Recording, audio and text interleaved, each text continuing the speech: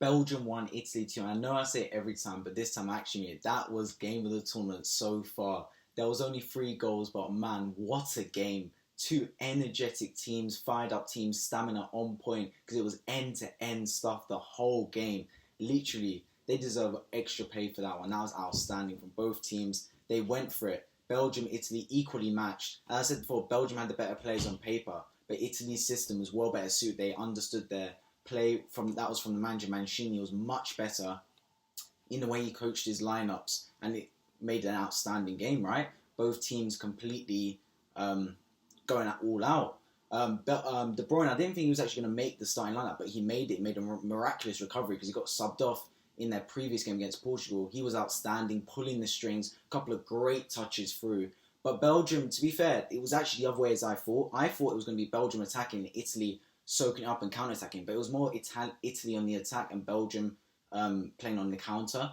Italy, oh my days, they have shooters on site, lads. I can't believe it. Insigne, Immobile, Chiesa, them man just shoot locked and loaded from anywhere. Verratti, Barella, they can just shoot, man. Every player on their team has got an absolute strike on them.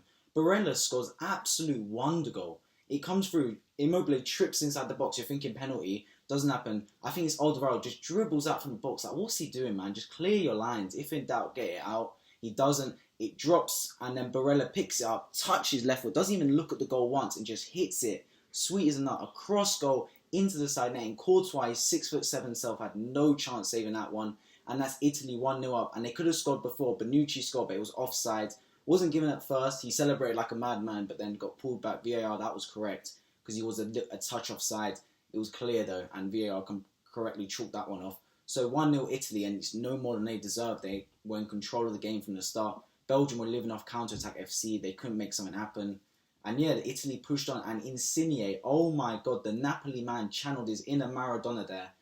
He literally skipped past Tielemans like he was a training code and unleashed a rocket into the top bins. It was an absolute wonder strike. Watch it again if you haven't already. He literally hit it sweet as a nut.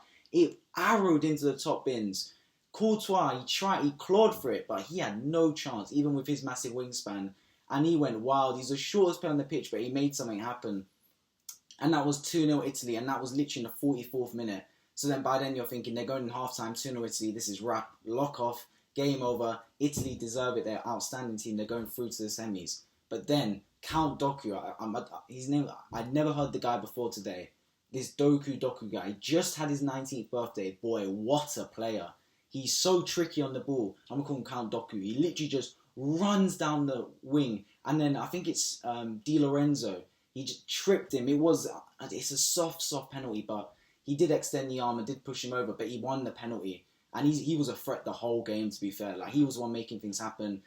Hazard left, but I'd rather have him instead of Hazard.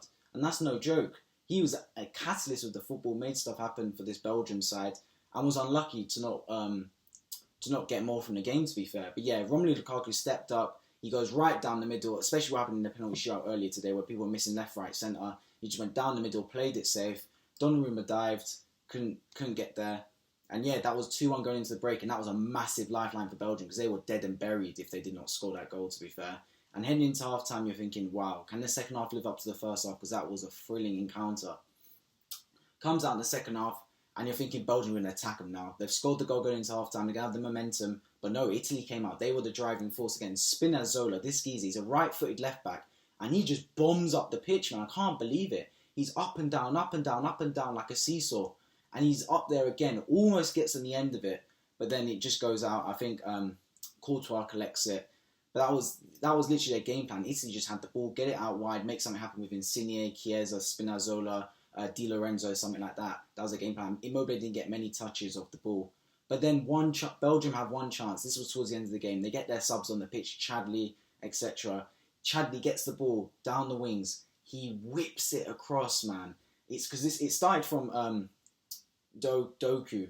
He then played Count Doku, played the ball through to Nasser Chadli.